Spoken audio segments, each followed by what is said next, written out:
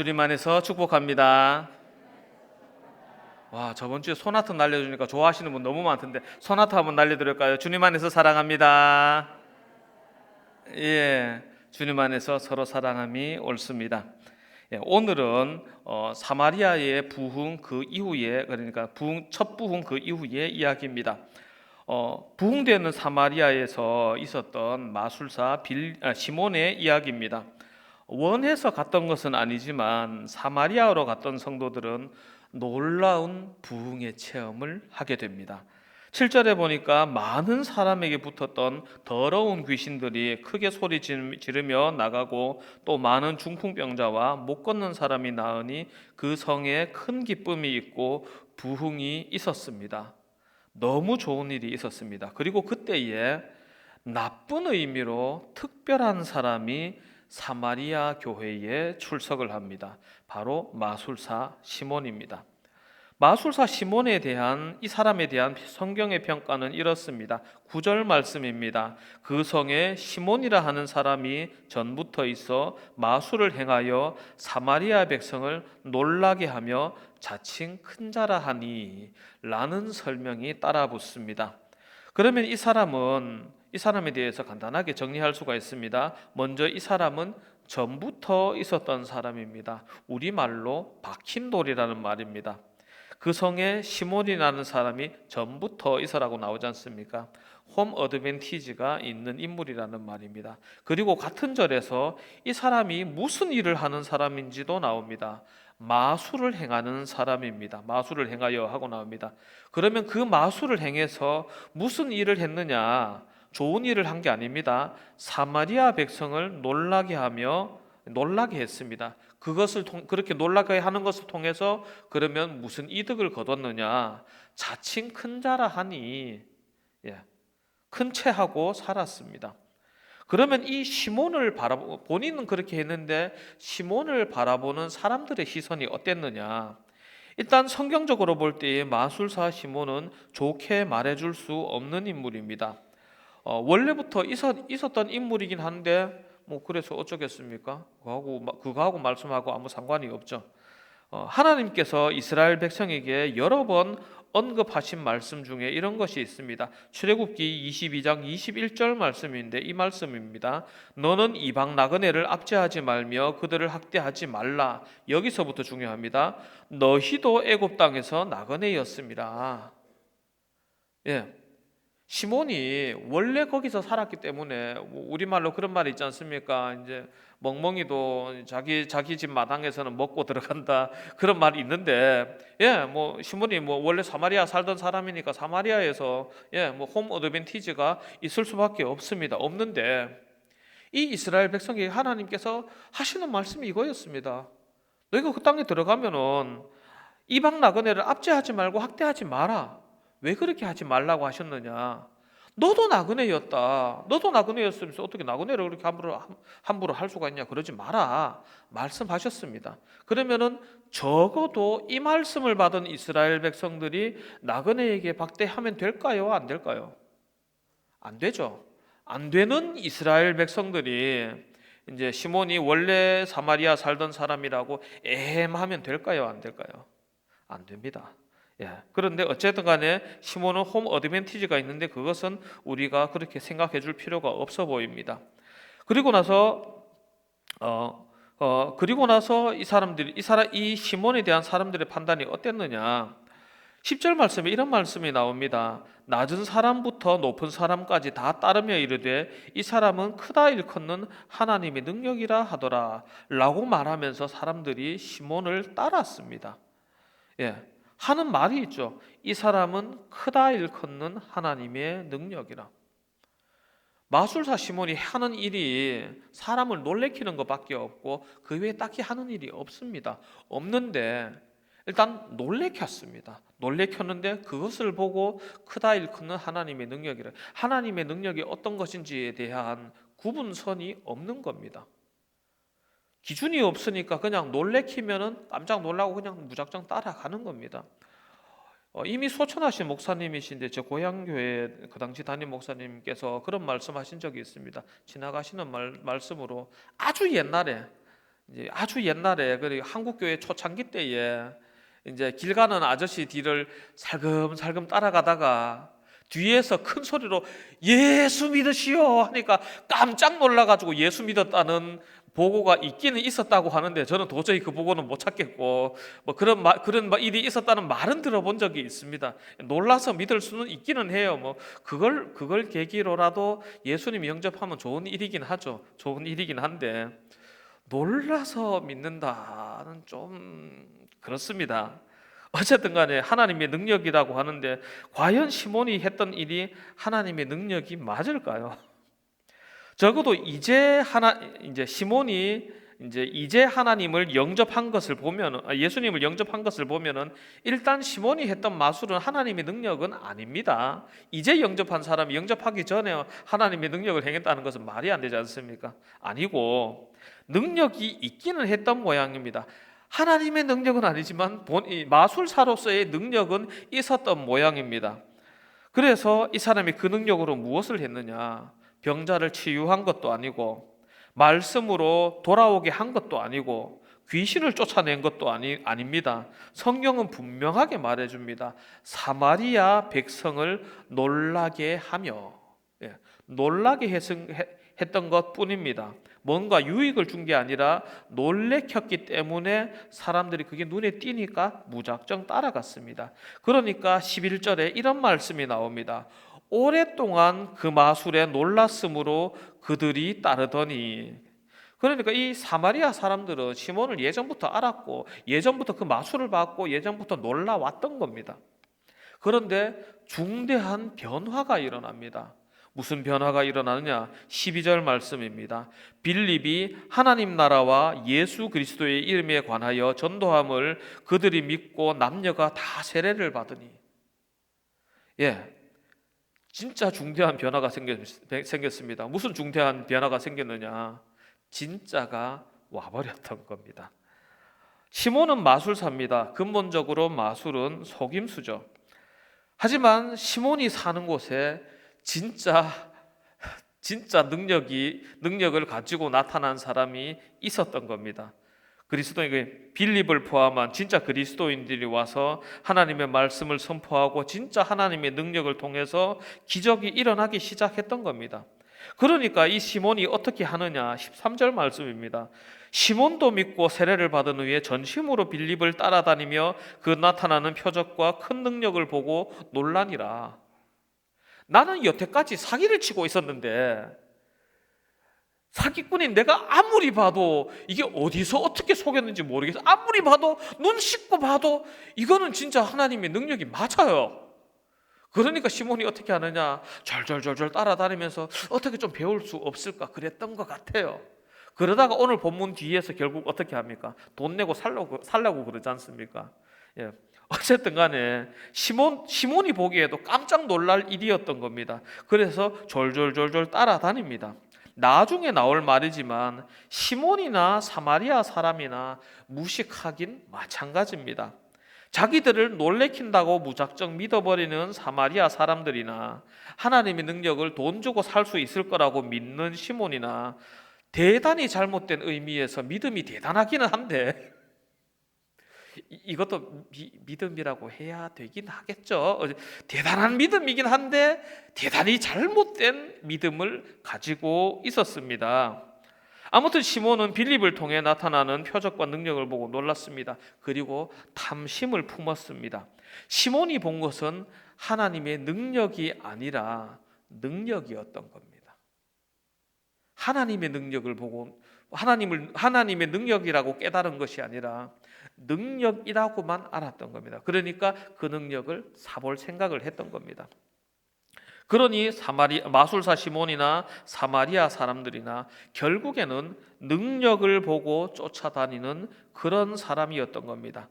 그런데 여기서 한 가지 질문입니다. 그 능력이 우리의 삶에 무슨 의미가 있나요? 이 사람들에게 정말로 능력을 알아볼 줄 아는 지혜가 필요했습니다. 누가복음 17장에 보면은 10명의 나병 환자들이 나옵니다. 예수님께서는 그 10명에게 너희 몸을 제사장에게 보이라고 명령하셨고, 그 환자들은 제사장에게 가다가 자기 몸이 나았다는 것을 깨달아 알게 됩니다.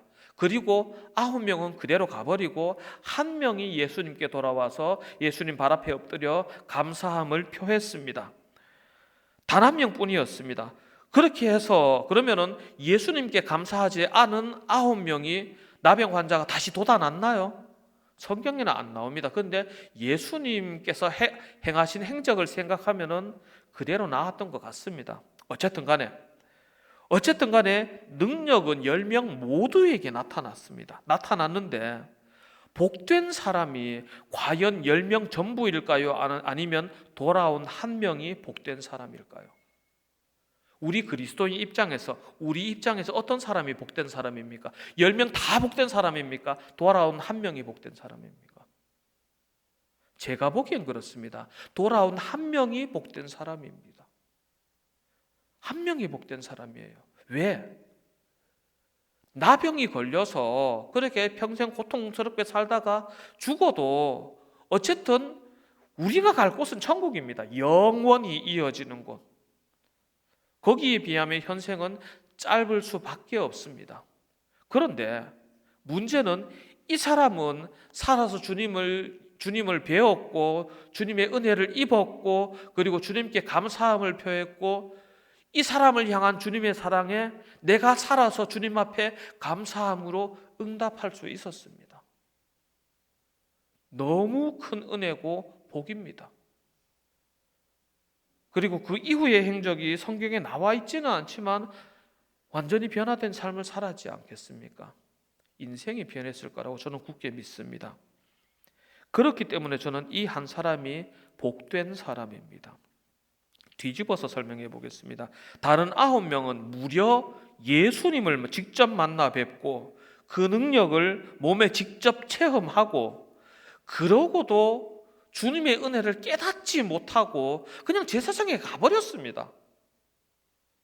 제가 만약에 그 9명 중에 1명이었으면 나중에서라도 깨닫는다면 밤에 잠을 못 잘 것 같아요. 잘 때마다 잠이 안 올 것 같아요. 내가 미쳤지. 나중에 가도 되는 거를 예수님을 찾아가야지. 왜? 뭐가 급하다고? 뭐 예수님께 돌아가면 나 하던 나병이 다시 생기겠나?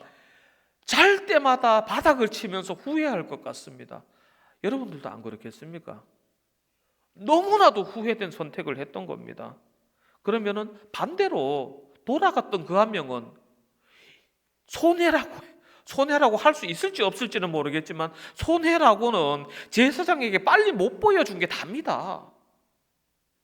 못 보여준 게 다고 예수님 한 번 더 만나고, 더 만나고 예수님께서 칭찬하시고 너무 좋아요. 제 친구 목사가 이제 학생 때에 그런 적이 있습니다. 신유 집회를 한다 그러길래 막 빨리 달려가가지고 신유해 준다 그러길래 얼른 줄 서가지고 신유기도 한 번 받고 한 번 더 받고 싶어가지고 몰래 뒤로 달려가가지고 줄 한 번 더 서가지고 한 번 또 받았는데 그분이 사이비였다고 들통이 나.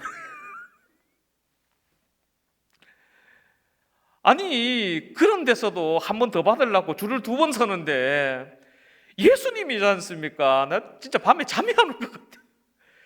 예수님이면은 줄 3번, 4번, 5번, 6번 얼마든지 설 수 있지 않습니까? 얼마나 속 터지는 일이에요. 이 사람이 진짜 복된 사람이라니까요. 예, 사람에게 정말로 중요한 은혜를 알아볼 만한 눈이 정말로 필요합니다. 우리 성도님들께서는 혹시 찬미예수라는 찬양팀을 아십니까? 다들 아실 것 같은데 대구에서 유명하지 않습니까?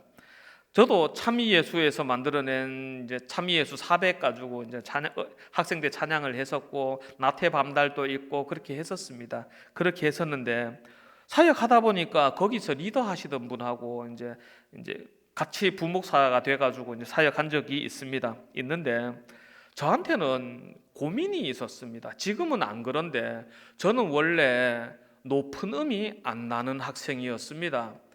아무리 소리를 질러도 두 번째 옥타브 미가 안 나왔어요. 두 번째 옥타브 미가 안 나오면 무슨 일이 생길 것 같습니까? 찬송가 중에서 부를 수 있는 곡이 거의 없습니다. 왜? 안 올라가서. 그래서 항상 고민이었습니다. 주님, 저도 찬양하고 싶어요. 아무리 해도 안 돼요. 선배들이 불러와가지고 내가 너를 훈련시켜 줄게 라고 해서, 그때는 무식이 용감이라서 이제 선배들도 아는 거라고는 정신일도 하사불성밖에 없으니까 무조건 하면 된다고 산에 끌고 가가지고, 예전에는 가로등도 없었지 않습니까? 가로등 없는 산에 들어가면 어떻게 되는지 아시죠? 깜깜한 산에 올라가가지고 네 목소리가 반대편 산에 반사돼서 돌아올 때까지 소리를 질러라. 으아!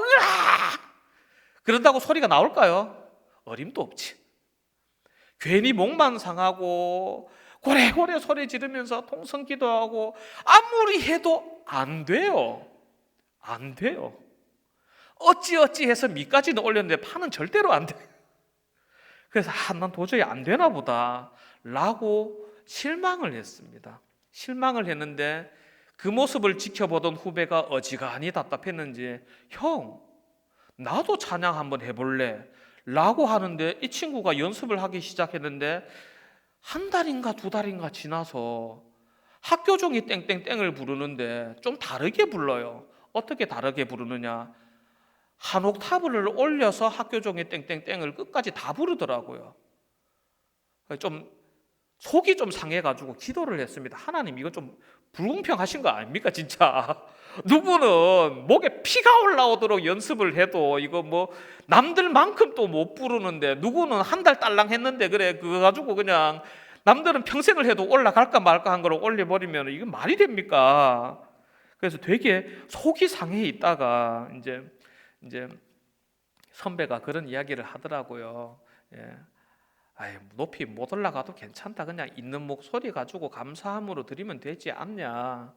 그래가지고 마음에 포기를 했습니다. 그래, 안 주시는 건 뭐 어쩔 수 있겠나. 그냥 있는 거 가지고라도 예쁘게 드리자 라고 해서 그때부터 이제 다르게 연습을 했었는데, 그렇게 열심히 연습을 해서 그래도 성욱이가 그래도 뭐 어지간히 특별한 건 아니어도 뭐 남들만큼은 부른다 라는 이야기를 들을 정도가 됐습니다. 그래서 고등학교 2학년 때부터 찬양 인도를 했었는데 항상 제 마음에는 아쉬운 게 있었어요. 뭐가 아쉬웠느냐, 음이 높이 올라가는 노래는 못 부르겠어요. 못 불러요. 못 부르니까 이 찬양 인도하는 리더가 이거 노래를 못 불러서 되겠나 라는 후회를 하게 됐습니다. 하게 됐는데 어쨌든 간에 있는 거 가지고 만족하게 지내려고 하는데 가만히 보니까 높이 올라가는 사람들은 낮은 것도 잘하더라고.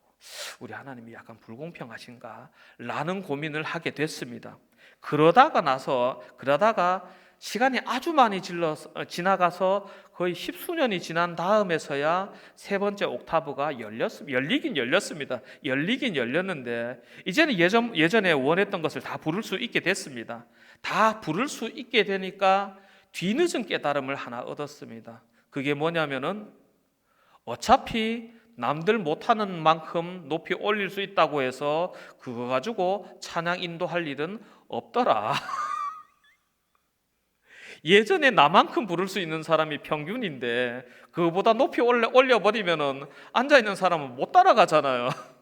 그러니까 내가 진짜 쓸데없는 욕심을 부렸구나.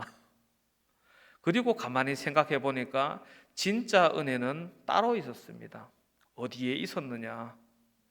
내가 부족한 실력을 가지고 하나님 앞에 잘 드리고 싶어서 밤새 기도하고 찬양하고 산에 올라가고 따로나마 기도하고 그렇게 눈물 흘리고 애썼던 모든 과정들이 하나님을 만나가는 과정이었고, 그게 진짜배기 은혜였구나라는 생각을 하게 됐습니다. 그렇지 않습니까? 못 불러도 괜찮아요. 설마 뭐 사도들이 무슨 다 가수들은 아니었을 거 아닙니까? 의외로 그럴 수도 있을지 모르겠습니다만은 못 불러도 괜찮아요. 못해도 괜찮아요. 주님을 만나는 게 중요합니다. 만나는 게 중요합니다. 그런 고민하시는 분들도 많지 않습니까? 방언 기도에 대해서 나 하나님께 방언으로 기도하고 싶어. 나 하나님께 방언의 은사를 받아가지고 하나님께 막 남들처럼 유창하게 방언으로 기도하고 싶어. 그런 열망을 가지신 분 계십니다. 계시는데 반대로, 완전히 반대로 방언을 받아놓고도 내가 하나님 앞에 입에서 나오는 대로 말하는 게 너무 껄끄럽고 조심스러워서 하나님께 말씀드리는 건데 이렇게 함부로 할 수는 없다 해서 방언 받아놓고도 종이에 적어서 이 내용 적어놓고 한참을 고민해가지고 이 말씀 드리면 하나님께 좀 예의에 어긋나는 게 아닐까 또 고민하고 또 고민하다가 또 고쳐줬고 그런 분이 없을 것 같죠. 놀랍게도 있습니다. 예. 정말로 중요한 것은 능력이 아니라 우리에게 임하시는 주님이십니다. 우리가 만나 뵙는 주님이십니다. 말씀을 통해 주님을 만나 뵈었건 기도를 통해서 주님을 만나 뵈었건 혹은 신유의 은사라든가 능력을 통해 하나님을 만나 뵈었건 중요한 건 만나 뵙는 겁니다. 그런데 우리는 정말로 중요한 것은 놓쳐버리고 진짜 복은 처음부터 받았는데 그건 놓쳐버리고 그 다음에 나오는 콩고물에 정신이 팔릴 때가 있더라는 겁니다.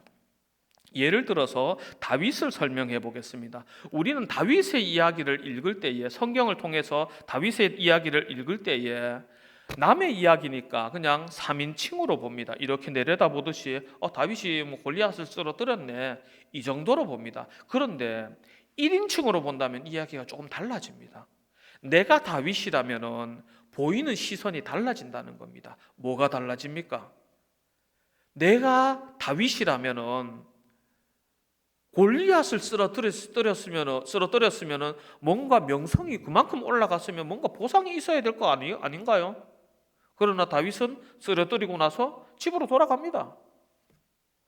아니 하프를 연주해서 왕의 악신을 쫓아냈으면 뭔가 좀 변해야 되지 않나요? 안 변합니다. 다윗이 장수가 돼서 가는 곳곳마다 승리하고 명성을 얻었으면 뭔가 크게 변해야 되지 않습니까? 여전히 장군입니다.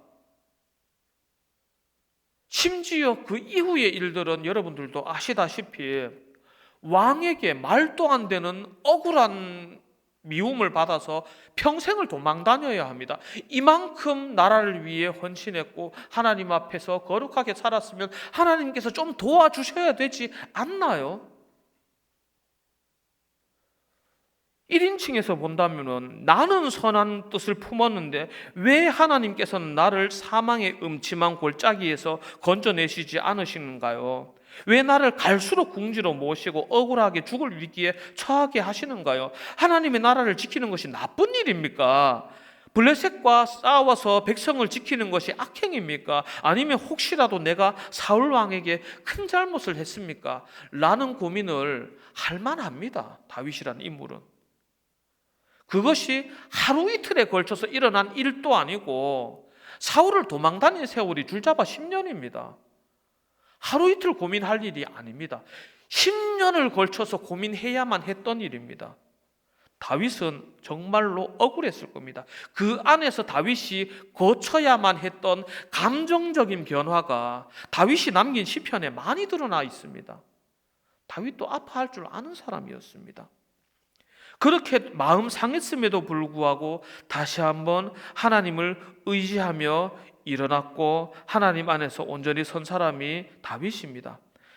다윗은 그 모든 고난을 통해서 하나님 안에서 성장합니다. 그리고 그 모든 성장의 과정을 거치며 어리고 용기 있는 다윗, 찬양의 능력자 다윗, 강하고 용감한 다윗이 사라져버리고 마지막에는 노인 다윗이 남습니다. 어찌 보면 되게 허무한 것 같지만은 다시 한번 생각해 볼 이야기입니다. 결국에는 노인이 될 수밖에 없지 않습니까? 죽지 않았다면 노인이 될 수밖에 없지 않습니까? 노인이 되었을 때에 무엇이 남느냐? 무엇이 남을까요? 젊음이 남을 수는 없을 겁니다.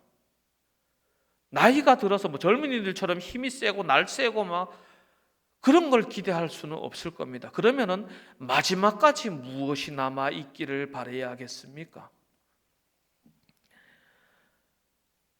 다윗은 하나님과 동행하면서 세상의 온갖 풍파 속에서도 흔들리지 않고 하나님을 바라볼 줄 아는 사람이 되어서 마침내 그 믿음의 유산을 물려줄 수 있는 사람이 됐습니다.